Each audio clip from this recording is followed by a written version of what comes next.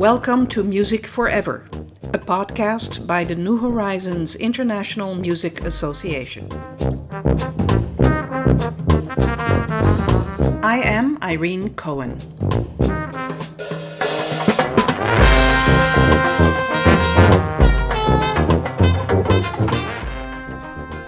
Katie Thiel is the spouse of Norman Thiel, the current president of the board of directors of NHIMA. Katie and Norm live in Jerseyville, Illinois, and Norm plays in the Godfrey New Horizons Band. Katie joins Norm at the NHIMA Music Camps and tells her story, what it takes to have a great time as a joining spouse or significant other during camp. One of the hilarious things she participates in is the Kazoo Choir at the Cincinnati NHIMA Music Camps for spouses and friends of players. Katie tells her story and describes her support for Norm's local New Horizons group and as a spouse at music camps. Well, hello, Katie. Hello. Thank you for being here and giving this interview. Thank you. Well, we are here at the 2024 Cincinnati Music Camp in a beautiful hotel in a heat wave. And thank goodness there's a lot of air conditioning. So, Katie, you have joined your husband, Norm Thiel, who also happens to be the president of NHIMA, and you have done so in various camps over the last few years. So you are one of those terrific people who comes, joins, supports, and is a very enthusiastic audience member. Yeah, for everything we do. So we really, really appreciate it. So tell me, what sort of meaning does music have in your life? Well, I have always loved music. I remember from the time my older sister was accomplished enough at piano to be able to let us sing along with her. My father insisted that his daughters sing songs, and we would sing for our church. And so I came to love singing. And so music was that place that I go to for a joyful thing. I have two sisters, and the three girls all learned to play piano. So I have experience with it, reading music. I never developed the ear to be able to pick up all the nuances. Just a kid who learned to sing and play enough to work her way through a few things on the piano. But yet you have been joining the choir and choral programs, which is offered to the spouses or significant others of people who come to camps. And so how's that for you? I give great kudos to Mary Gillard, who is doing an excellent job. She makes it so easy to sing and to follow her and to get everyone to participate. It's just a really fun thing. And I have always loved singing in any kind of a choir where you have a director who pulls the joy out of you as you are, helping you find how to put the piece together. So, yeah. And so do you still sing in a choir at home? When I have an opportunity. Right now, I'm not. So tell us a little bit about yourself. What is your background? I'm a farmer's daughter who married a farmer. I have a background in home economics education, and just that desire to learn and keep learning has always been a big part of my life. We homeschooled our three children, and then after they all finished high school and moved on to college and moved on, I started leading what's called Silver Sneakers as an exercise class for older adults at our local health center. So that's kind of my main project that I work on. I work about 8 hours a week. Norm, of course, has been part of the local New Horizons Band for many, many years. Do you want to say a few words about that? From the moment I met Norman, I discovered he was singing in the church choir, and at that time in the summer, it was the community band was under his direction. So I got to watch him just come to life. It was a small community summer band program.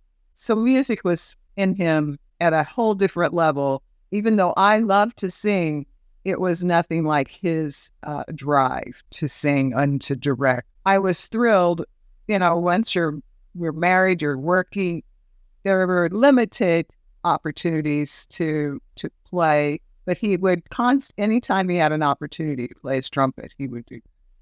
So when he decided to join the New Horizons organization near us, I didn't really know what he was getting involved in at first.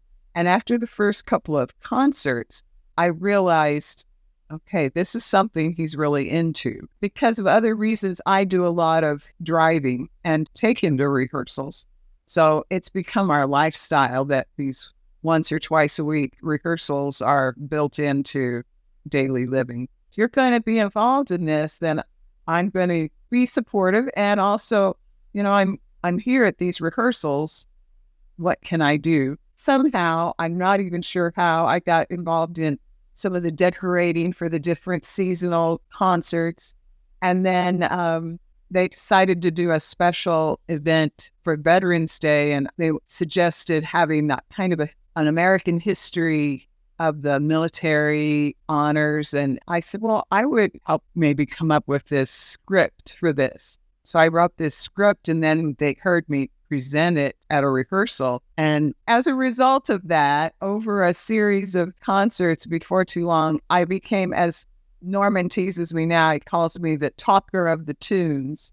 So I write a script and do the MC work for the Godfrey New Horizons Band on a pretty regular basis. And I've had different ones tell me, well, you're a fun addition to the band. It's been over 12 years that Norman and I have been involved with New Horizons Band. The director has gotten to the place now where he'll just make sure I have the tally of the songs that we're going to do. At first, I was always going back and picking up history of the songs and what they're about, or the composer or whatever it is. But he goes, no more of that. I want, make it much more lighthearted. As Norman put it, 90% of their music is designed to be crowd pleasers. And they have a very casual, comfortable, it's not a formal auditorium. We meet in a KC hall and we play kind of swing band music with TV themes, movie themes, a little bit of classic music, marches and polkas. And it's just a big variety of pieces.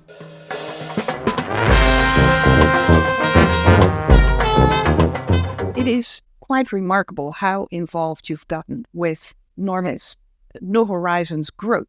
I think you're the only person I know that is that involved. And I may be wrong, but that is a lovely thing. For you as an observer of both Norman, but also the people that are in that band, what do you think New Horizons means to them? It is a family. There's 30 to 50 people in each season who come in and get involved. And most of the ones who join stay, whatever happens in their lives that has to interrupt them, it might be an illness or a family member that they have to care for. This becomes their network of support, and it's the release of stress, or it's the connection with other people that happen as you age and lose that chance. We've had people who will keep coming to the point that they're really not walking well anymore, and you got to make sure you get them in the chair. And they are just so dedicated. They want to enjoy that camaraderie as well as the making of the music and the challenge to try new things. And then there's these younger ones that have come in more recently, and they think this is the most welcoming place. I don't have to be perfect to be a part of this group. And the one young man said, this is the first director and the first group who have made me feel like it's fun, because I'm not constantly be told how many mistakes I'm making or all that. It's the joy of playing.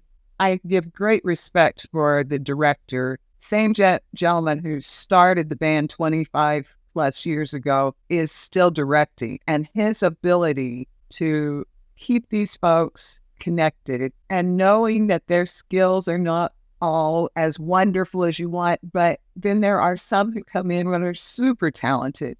And so he just helps them work together, and he's so supportive of them. He's always sensitive to their concern, and it's just been a fabulous family. Coming to camp, keep hearing those same kind of stories from every band I encounter. And I just like, what a phenomenal service and opportunity for them to take up an instrument that they may have never or hadn't seen in 20, 30 years and finding that joy of music. You are right. This is a repetitive theme that everybody mentions, not just in music making, but the incredible social relationships that people form within their own groups, but also during these camps. So here we are at a camp. I think this is the third time you are at a camp. Tell me a little bit what camp means for you. What was your impression as you were sort of joining your first band camp? I do support my husband, and I'm really thrilled that he has had this opportunity, which made me want to make sure he was having a great time. I say we are the built-in audience at camp. You know, camp has to listen to each other, but there's only a few of us who come who aren't already, waiting our turn to be on stage. And so we get to be the cheering section for everybody. And a few of us have connected. And the first time I came, I had the car, I could drive. So when we needed an outing or let's go see what else there is to see, we went out and explored. And it was lovely to spend time with other people who came from all, I had New York and the southern part of the country, all represented in my car, and me in the Midwest. And so it made a lot of fun. Thanks for taking that initiative, because it is sort of a spouse or a significant other comes and joins and goes, well, so what am I supposed to do? You certainly have been that person that has come forward spontaneously and said, oh, here I am. Let's do something. Yeah. And that has made a very big difference, to the point that now people are saying, so what is the programming for the spouses and the guests? It has now become an expectation. But it shows how quickly something really as simple as that can be organized if a few people just get involved and do this. Thank you so much for doing that. We love it when you come, because we know that there's no worry for the other guests to be entertained. I think it's important to come with the attitude to enjoy yourself. You've got to have this natural desire to enjoy the music and be supportive, but you do need to be willing to join in the conversations. Don't be hiding in the corner. In this day and age, the internet offers you all kinds of opportunities to help you find what kind of things happen in this community, and be willing to do a little searching and see what kind of things you like. I personally love learning what's available. I would look for the museums or the stores or the art galleries. This is a nice little community right here that has a lot of little shops. And so I was curious what I could find. The local library isn't far from here. So if you come, you have to come with the idea that, okay, they're going to be in rehearsals and informing things most of the day. How would I entertain myself? Also, who can I meet at breakfast? Who can I meet at lunch? Who can I invite to take a walk with me or to meet me in the dining hall, and we will go explore together. And then be the best cheerleader for every performance. Join in on everything that they offer. Yeah, that is wonderful. And I think so. I mean, when you are participating in something like this, just become part of the whole event. Yeah. But also be prepared to spend some time on your own. Last year in Cincinnati, to the surprise of the audience at the final performance, the concert was opened by a group of spouses and significant others that had joined. Do you want to describe a little bit what was going on? The camp director, Russ Rosen, had recruited his buddy Mitch to come up with a tour or something that he could help entertain these guests. And it was personal for Russ because his brother-in-law was going to be one of those 6 that needed something to do. So Mitch came up with the idea of making us perform with kazoo. It was so comical because some of these spouses, the reason they're not performing in the band is that they really don't want to be performers. I had to do recitals when I was a kid. I didn't like them. I'm not going to do, I didn't want to do this. But we had fun practicing, teaching each other how to play a kazoo, to make a melody. And then, of course, Mitch had intended for it to be comical. And they were so surprised that we could get 6 or 8 of us who actually came up on stage and sat in our circle like we were an orchestra and did our little tune-up, just like your opening moments on stage with the band. And Mitch came out and directed us in a few pieces that were supposed to sound classic. It was comical. I know it surprised several people that we actually got up on stage and did it. It was wonderful. Plus, you were dressed up. While we were out, I said, well, let's go over to this Dollar Tree store and find us all some kind of fun glasses. So you can hide behind them. Nobody will know who you are. And we found these ridiculous glasses and we all tuned up with these silly little kazoos, and it was quite fun. I was trying to film you guys, but I was laughing so hard that the recording was so problematic. What is funny about that to me is the one thing he will show all our friends is me helping lead this kazoo band at the beginning of the concert.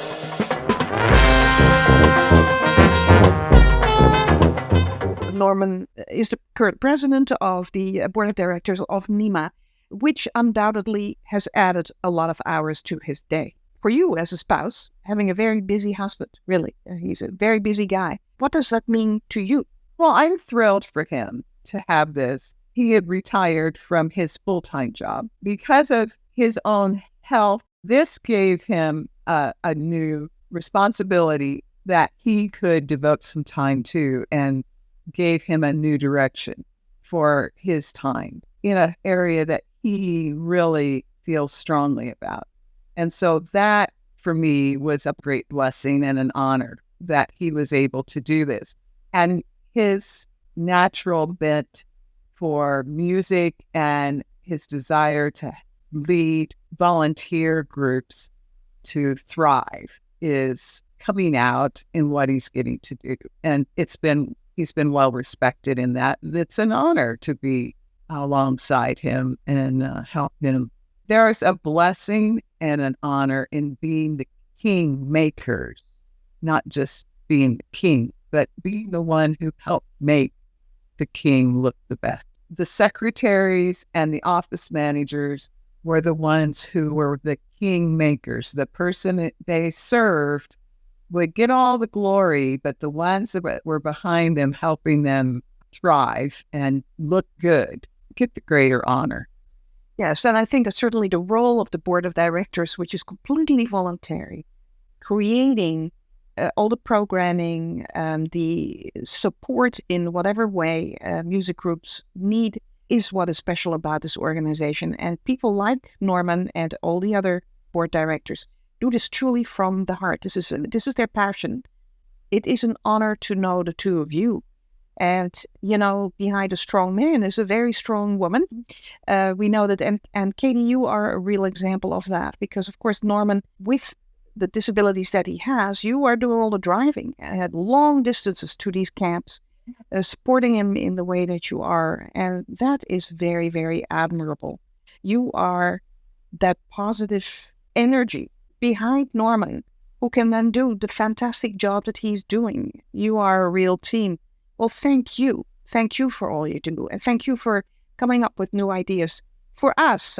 I have thoroughly enjoyed all of my experiences, and I hope we'll continue them in some form or another. So that is the plan, Katie. I really hope that we can do this for many, many years to come. So thank you, and thank you very much for giving this interview. Thank you.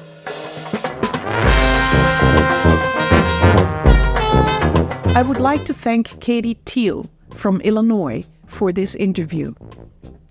If you would like to find out more about Norman Thiel's New Horizons Band, please visit their Facebook page. Music for this podcast by Mary Riddle. Swag on.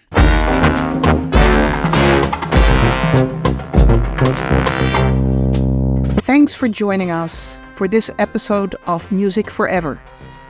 If you are interested to be interviewed for this podcast, please email us at NHIMApodcast@gmail.com. That is NHIMA podcast@gmail.com. See you next time.